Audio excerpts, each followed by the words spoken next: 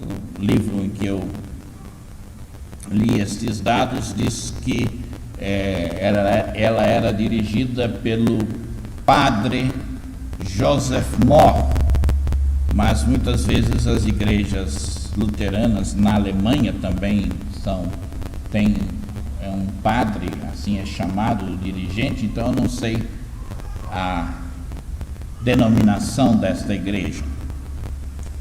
De qualquer maneira, aproximava-se o dia do Natal. E o pastor, ou padre, não sei, estava muito interessado em que houvesse um cântico das crianças, que houvesse um cântico para comemorar. E a igreja tinha um organista que também era compositor, chamado Franz Gruber. E eles várias vezes tinham conversado e dito um ao outro que o hino perfeito, mais adequado, mais apropriado, que realmente preenchesse o espírito de Natal, ainda não havia surgido. E ao se aproximar o dia do Natal naquela igreja, o órgão quebrou. E eles estavam com um problema. Os hinos que eles tinham eram todos próprios para órgão. Então o pastor escreveu a letra de um hino de Natal. Assim que acabou de escrever essa letra, correu para a casa do organista e mostrou para ele. E o organista lhe disse: você escreveu aquele hino perfeito para o Natal que nós ainda aguardávamos que alguém viesse escrever. Como não havia órgão, estava quebrado, este organista compôs um hino para violão. E no dia do Natal, ele tocou o violão e ele e o pastor cantaram em dueto esse hino. Um hino que se imortalizou. Eu quase que diria eternizou, não é? Acho que vai ser cantado por toda a eternidade. Muito conhecido. Noite Feliz. E é o que nós vamos cantar neste instante. Quem sabe ele seja pelo menos uma parte do seu hino de Natal.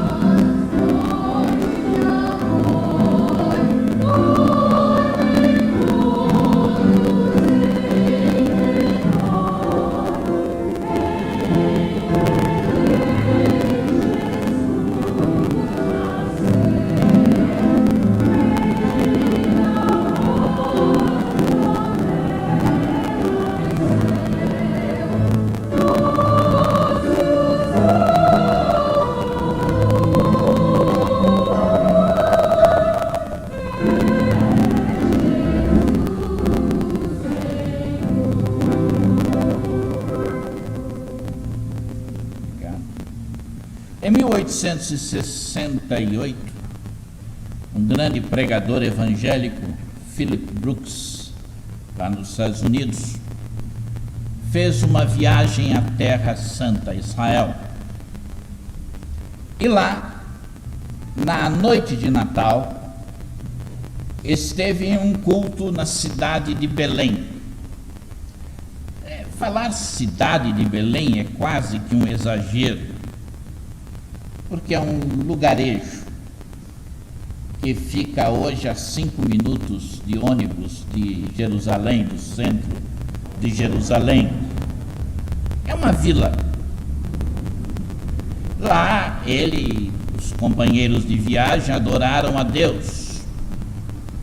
E ele ficou muito impressionado com aquele culto, naquela cidadezinha pequena onde Jesus, outrora, quando ela era menor ainda, havia nascido. E retornando para a sua pátria, ele escreveu um dos hinos que nós mais conhecemos e cantamos. Ó pequena vila de Belém, o hino 98 do Inário para o culto cristão.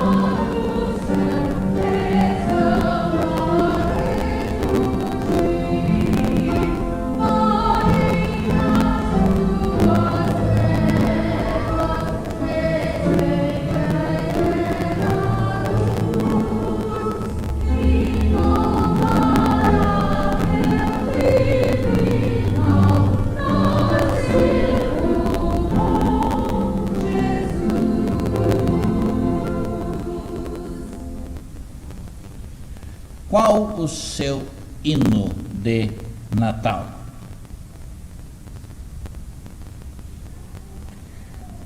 A Bíblia nos fala de alguns hinos que nela ficaram registrados e que tiveram como motivação o Natal, o nascimento do Senhor Jesus Cristo. O primeiro que vamos mencionar, e o mais conhecido, é o hino de Maria. Ele é conhecido pela expressão latina que traduz as primeiras palavras: Magnificat, eu louvo a Deus. Em Lucas capítulo 1, versículos 46 a 50, nós encontramos: Maria respondeu: ó, como eu louvo ao Senhor, magnificar. Quanto me alegro em Deus, meu Salvador, porque Ele prestou atenção na sua humilde serva, e agora todas as gerações me chamarão bendita de Deus. Pois Ele, o santo e cheio de poder, fez grandes coisas comigo. Sua misericórdia vai de geração em geração a todos os que o respeitam. Como o seu braço é cheio de poder, como ele derrota os orgulhosos e os arrogantes, derrubou príncipes dos seus tronos e exaltou os humildes, satisfez os corações famintos e despediu os ricos com as mãos vazias. E como socorreu o seu servo Israel, não esqueceu sua promessa de ser misericordioso, pois prometera aos nossos pais, Abraão e seus filhos, ser misericordioso com eles para sempre. Os irmãos conhecem a história. O arcanjo Gabriel aparecera para comunicar a vinda de Jesus Cristo. Diz o capítulo 1, onde estamos, que ele apareceu a Maria, e Maria perguntou ao anjo: mas como posso ter um filho? Eu sou uma virgem. O anjo respondeu: o Espírito Santo virá sobre você, e o poder de Deus a cobrirá com a sua sombra.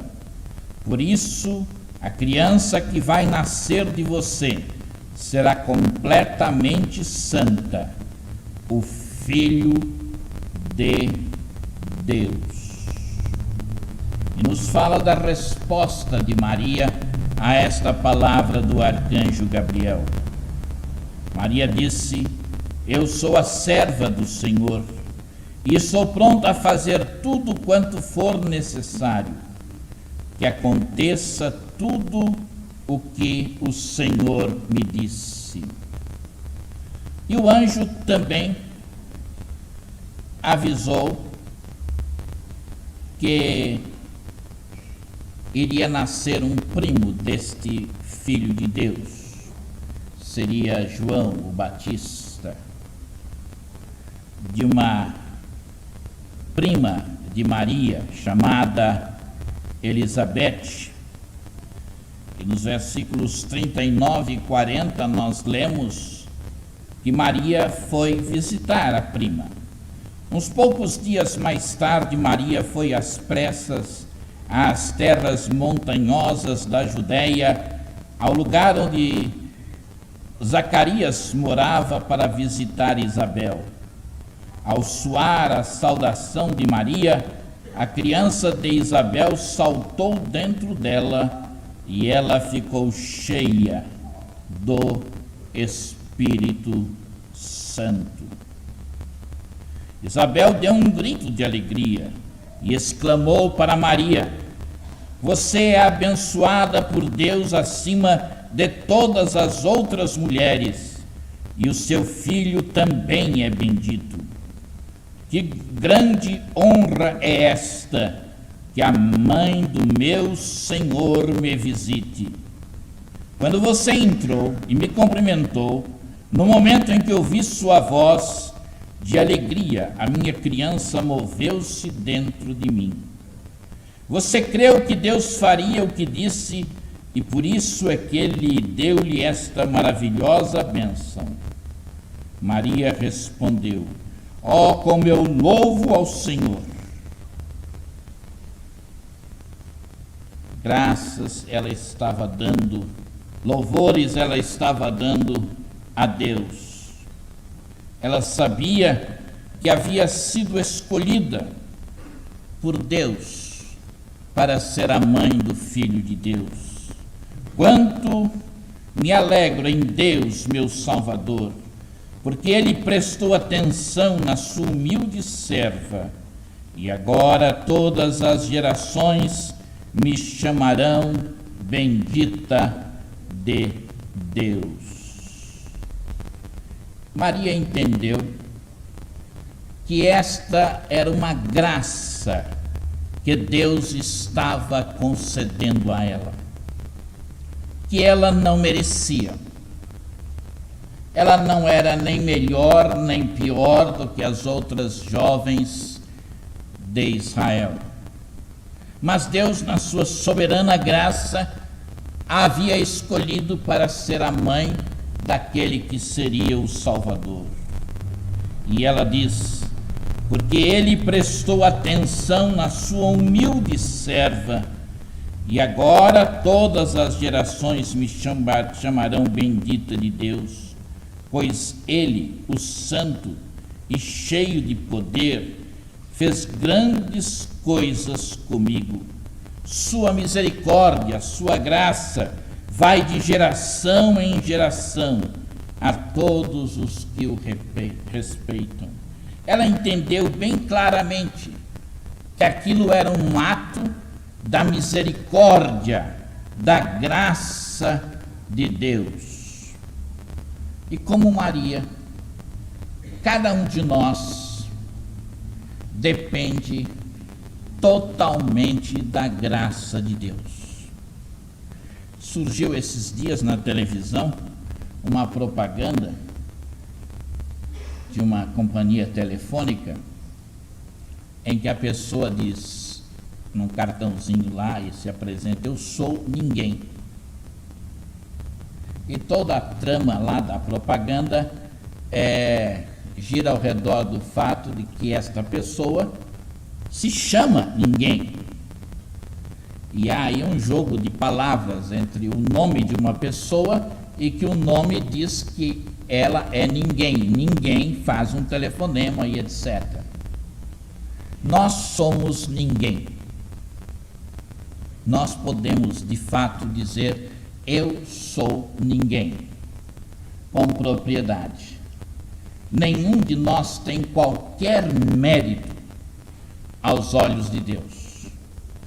Dependemos total e exclusivamente da sua misericórdia e da sua graça.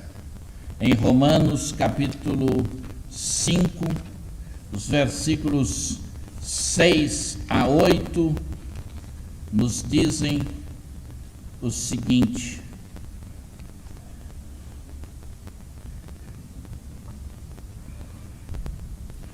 quando estávamos totalmente desamparados, sem nenhuma possibilidade de escapar, Cristo veio justamente na hora certa e morreu por nós, os pecadores, que não tínhamos nenhum interesse nele.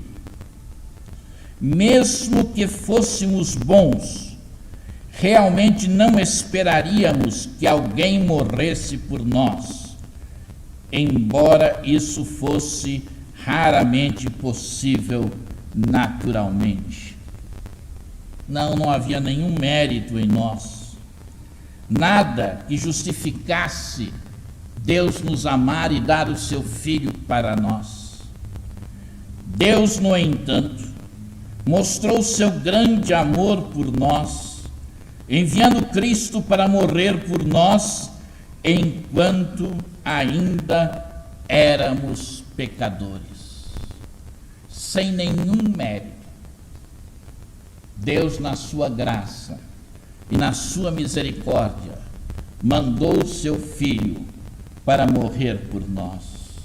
E Jesus morrer por nós, Jesus morrer na cruz pelos nossos pecados, é um ato da misericórdia de Deus, é um ato da graça de Deus. E a gente se lembra de João 3,16, não é? Porque Deus amou o mundo de tal maneira que deu o seu Filho unigênito, para que todo aquele que nele crê não pereça, mas tenha a vida eterna. Você já experimentou esta graça de Deus?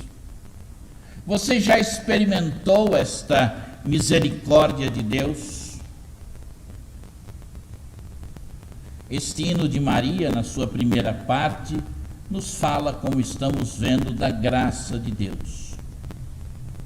Vejamos um outro hino que também nos fala, parafraseando as palavras de Maria, desta graça de Deus.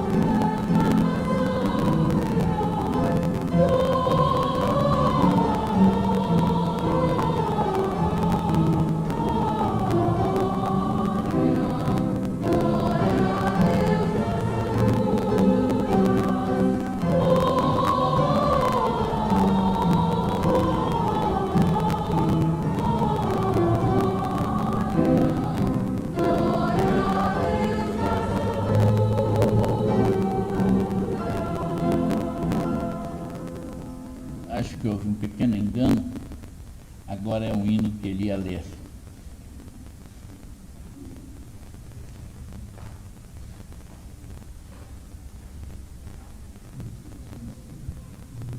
O que a Rosalena lhe disse?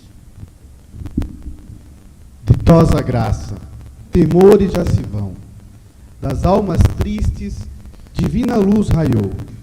Em Cristo, o bem-amado, teu susto e teu cuidado. Ó coração, descansa, por ser teu Salvador foi que nasceu Jesus. Mas o hino de Maria continua.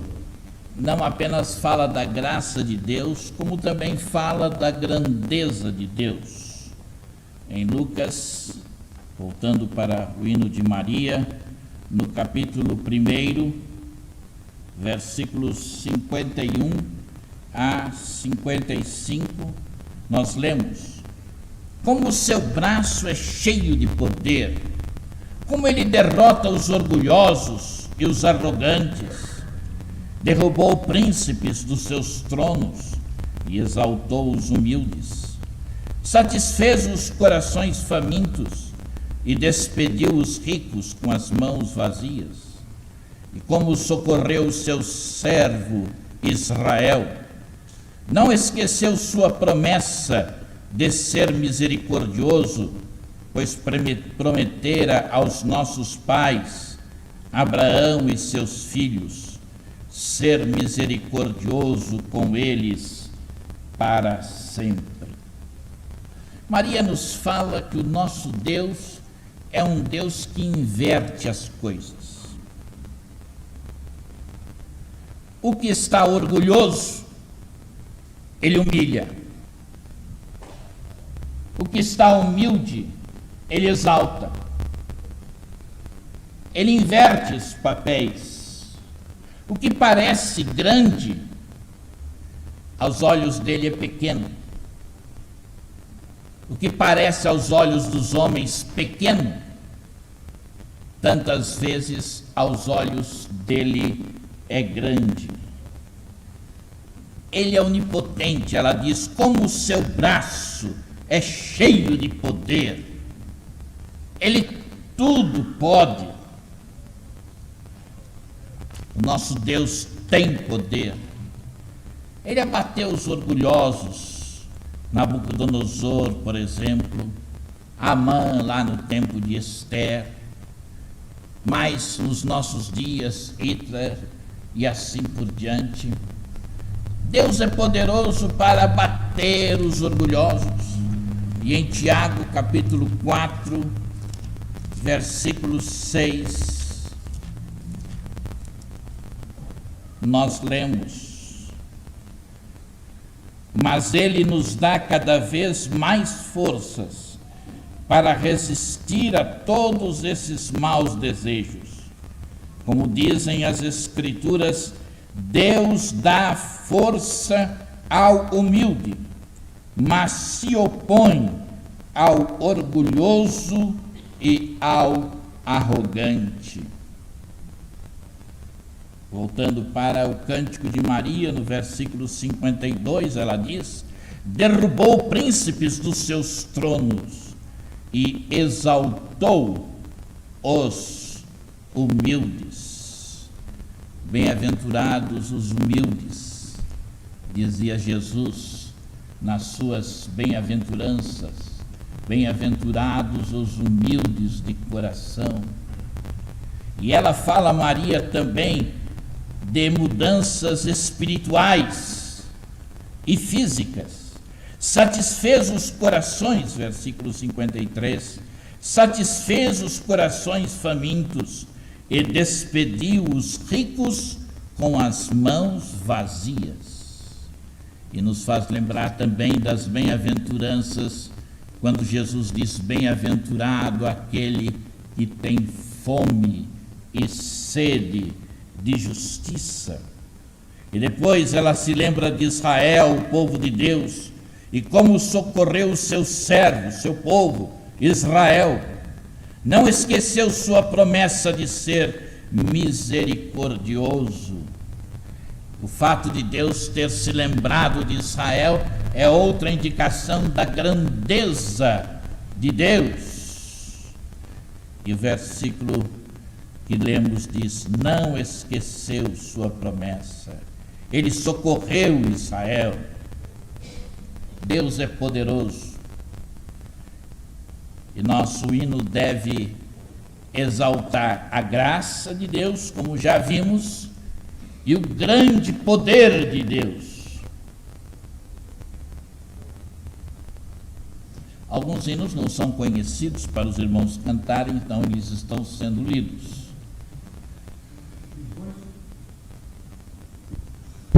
cruéis do pecador, o infante quebrará. E ao Deus eterno, ao Pai de amor, as almas remidas Jesus levará. Aleluia. Em terceiro lugar, o nosso hino de Natal deve ser um hino de gratidão a Deus. Vamos para o hino que Zacarias compôs, começando no versículo 67. Então o seu pai, o pai de João Batista, ficou cheio do Espírito Santo e fez esta profecia. Zacarias tinha recebido a visita do anjo que lhe dissera que ele, embora fosse velho e a sua esposa também velha, eles iriam dar à luz um filho, e este filho seria o precursor do Messias. Como ele hesitou em crer, ele ficou mudo. Logo a sua esposa ficou grávida, embora já fossem muito velhos. E 9 meses depois nasceu o menino.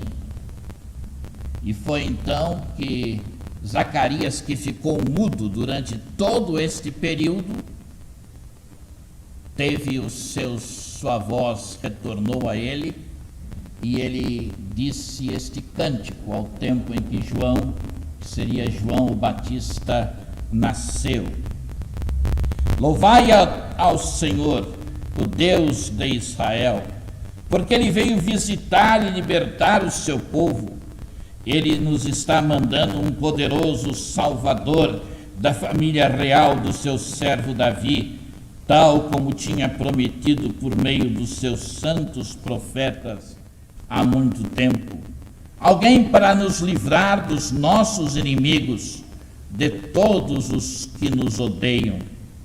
Ele foi misericordioso com os nossos antepassados, sim, com o próprio Abraão, recordando-se da sagrada promessa feita a ele e concedendo-nos o privilégio de servir a Deus, livres do medo, libertos dos nossos inimigos, fazendo-nos santos e aceitáveis, prontos para estar na sua presença para sempre. E você, meu filhinho, o João, será chamado profeta do glorioso Deus, porque preparará o caminho para o Messias. Você dirá ao seu povo como encontrar a salvação por meio do perdão dos pecados que praticam. Tudo isso será porque a misericórdia do nosso Deus é muito bondosa e a aurora celestial logo vai raiar sobre nós, para dar luz àqueles que se acham na escuridão e na sombra da morte, e para guiar-nos pelo caminho da paz. O hino de Zacarias é um hino de gratidão. Ele agradece a Deus por ter dado este filho que será o precursor de Jesus Cristo. E você? E eu? O nosso hino contém uma nota de gratidão a Deus? Você foi salvo? Houve um dia em que você aceitou Jesus como seu Senhor e Salvador? Você tem certeza que o sangue de Jesus Cristo já lhe lavou de todos os seus pecados? E isso tem feito com que você seja grato a Deus? O seu hino de Natal faria bem em ter uma estrofe na qual você esteja expressando a Deus a sua gratidão.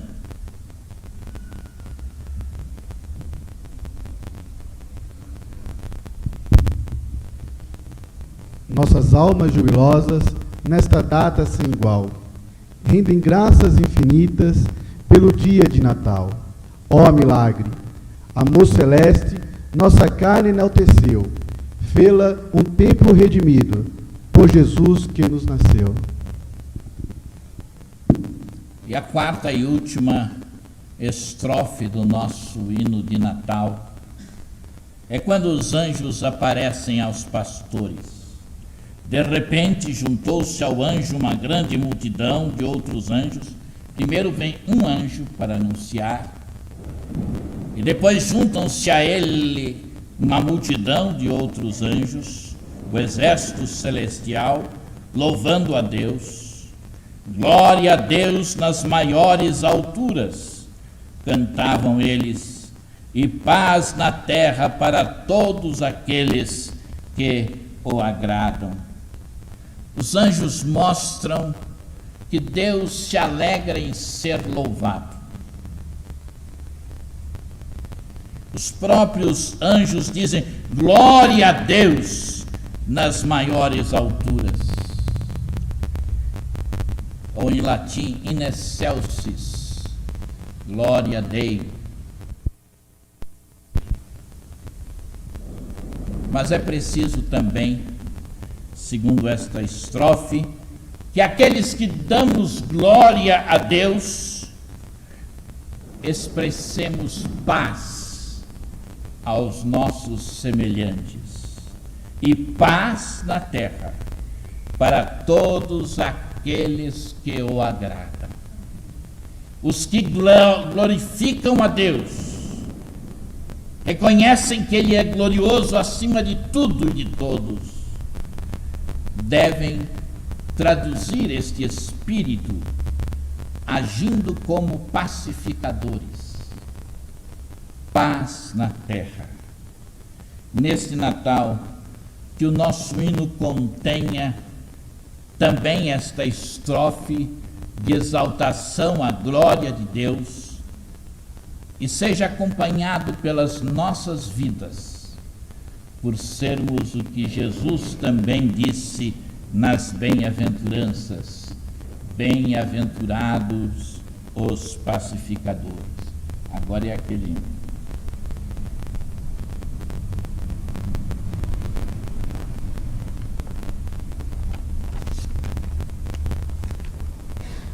Tem no inário, não é? 104.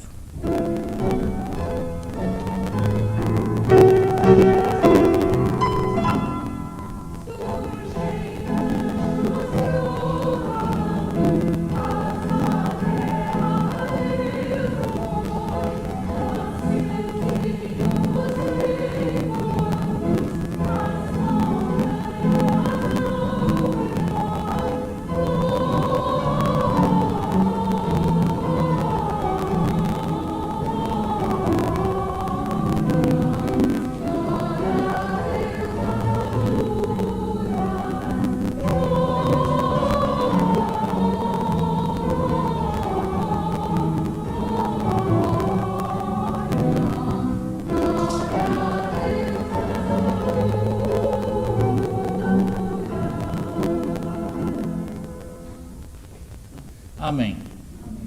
É este o seu hino de Natal? Essas 4 estrofes?